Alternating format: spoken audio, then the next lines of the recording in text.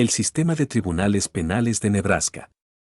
A continuación se describen los pasos básicos por los que pasa una persona acusada de un delito en el sistema de tribunales de justicia penal de Nebraska desde el arresto inicial del delincuente hasta su sentencia. Este video es una breve descripción y no constituye un consejo legal. Le recomendamos que cualquier pregunta que tenga sobre su caso en el tribunal penal o el caso de alguien para quien está buscando información, se dirija a su abogado designado por el tribunal o a un abogado por cuyos servicios esté pagando. Ahora, repasemos cada paso del proceso. El delito.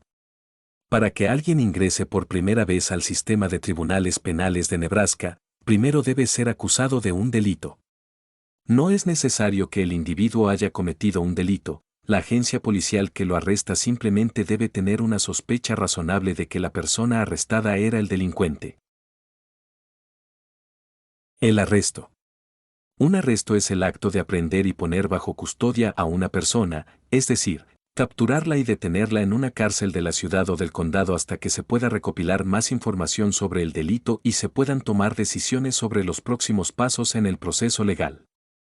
El arresto también puede deberse a la emisión de una orden judicial. Reserva.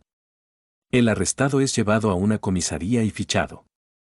El reserva incluye que le tomen una fotografía y sus huellas dactilares, además de que le hagan muchas preguntas sobre lo que sucedió que condujo al arresto, su historial personal y su estado de ánimo. Se inicia inmediatamente una investigación sobre sus antecedentes penales, pruebas o testigos. La mayoría de los abogados con licencia le recomendarán en este momento que permanezca en silencio y no proporcione ninguna información porque puede contar con que todo lo que diga será utilizado en su contra. Cuando se le permita hacer su única llamada, es mejor llamar a un familiar confiable o a un abogado porque sabrán dónde y cómo comunicarse con usted y podrán comunicarse en su nombre. Las compañías de fianzas y los abogados no siempre aceptan llamadas por cobrar, que es la única forma en que los arrestados pueden llamar. No es recomendable llamar a un amigo, pareja o cualquier persona involucrada en el delito. Detención. En el momento en que se toma la decisión de detenerlo en la cárcel, sus derechos se vuelven mucho más limitados. Si aún no ha hecho su única llamada, puede hacerlo mientras está detenido.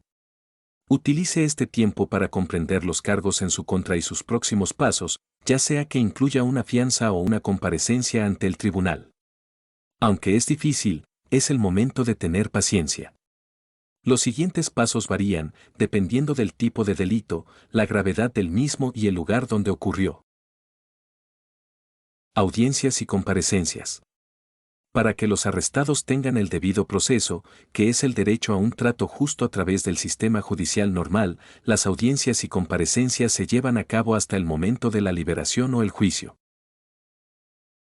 Ejemplos de audiencias importantes incluyen la comparecencia inicial, también llamada primera comparecencia, lectura de cargos, audiencia preliminar y audiencia de fianza.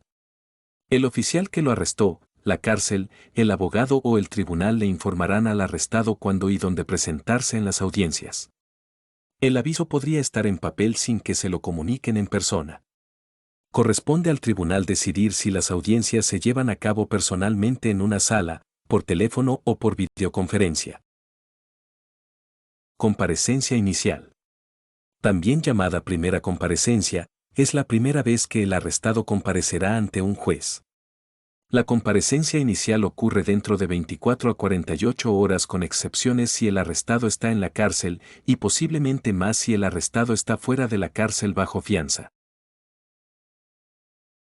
En la comparecencia inicial, el juez revisa la información del informe policial como el nombre, la dirección y el presunto delito cometido del detenido.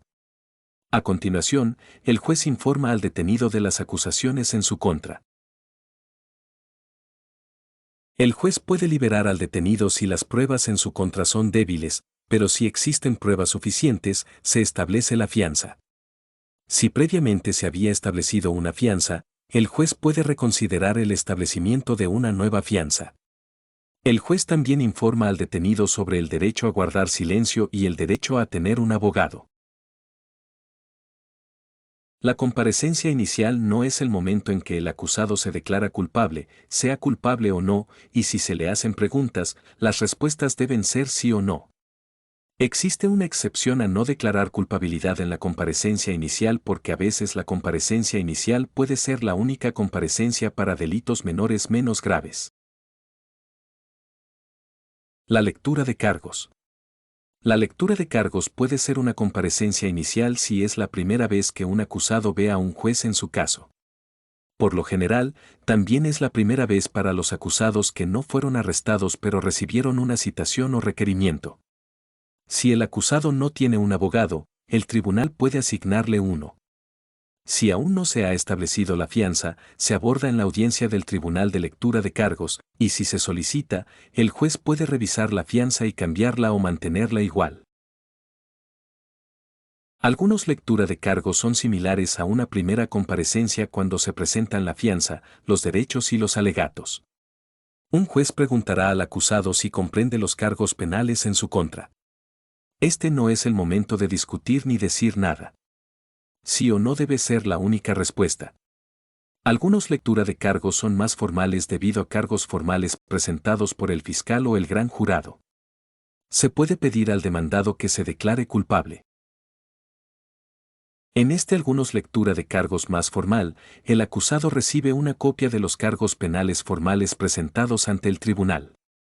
Después de que el juez informe al acusado de sus derechos, el acusado o su abogado se declararán culpables de los cargos. Hay 3 opciones de declaración de culpabilidad. El acusado puede decir que es culpable, no culpable o no impugnado, lo que significa que no impugna los cargos pero no admite su culpabilidad. Audiencia preliminar. La audiencia preliminar solo se lleva a cabo si el acusado dijo que no era culpable durante la lectura de cargos o la audiencia judicial inicial y, por lo general, dentro de los 30 días. Piense en ello como un proceso de selección para reunir pruebas, informes de testigos e informes de incidentes para determinar si el caso debe ir a juicio. En algunos casos, el juez puede decidir que el acusado no es culpable y desestimar los cargos, lo que significa que se le devolverá el dinero de la fianza excepto los gastos judiciales y el acusado puede volver a casa. El acusado puede rechazar la audiencia preliminar e ir a la cárcel y esperar el juicio. Algunas audiencias preliminares se llevan a cabo por videoconferencia. Procedimientos previos al juicio. Los procedimientos previos al juicio comienzan después de la lectura de cargos e incluyen comunicación de ida y vuelta entre los abogados y el tribunal en preparación para el juicio. Los procedimientos pueden incluir solicitudes de descubrimiento de pruebas, mociones previas al juicio, o una conferencia previa al juicio. Descubrimiento es el proceso en el que ambas partes, la acusación y la defensa, recopilan información, entrevistan a testigos, solicitan registros, videos y analizan pruebas. Ambas partes deben compartir la información que han recopilado. Esta información no incluye conversaciones entre el arrestado y su abogado. Las mociones previas al juicio son solicitudes formales de algún tipo de acción por parte del tribunal. Por ejemplo, existen mociones para suprimir, es decir, retener información injusta. Mociones de aplazamiento, es decir, retrasar el juicio por diversas razones. Moción para desestimar, es decir, retirar un cargo. O mociones de solicitud de descubrimiento. Una conferencia previa al juicio es una reunión entre los abogados de ambas partes y el juez asignado al caso. Los temas discutidos en las conferencias incluyen el material de descubrimiento disponible, qué pruebas o testigos pueden testificar en el juicio, fechas del juicio o circunstancias inusuales que podrían necesitar ser abordadas.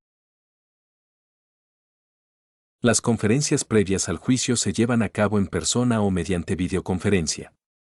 La mayoría de los procedimientos previos al juicio no requieren la comparecencia del acusado. Este es el momento en que las partes discuten un acuerdo llamado acuerdo de culpabilidad. Acuerdo con la Fiscalía.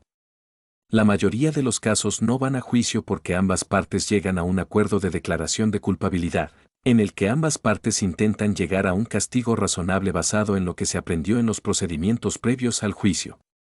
Solo se puede llegar a un acuerdo de culpabilidad si el acusado admite que es culpable a cambio de un castigo más leve.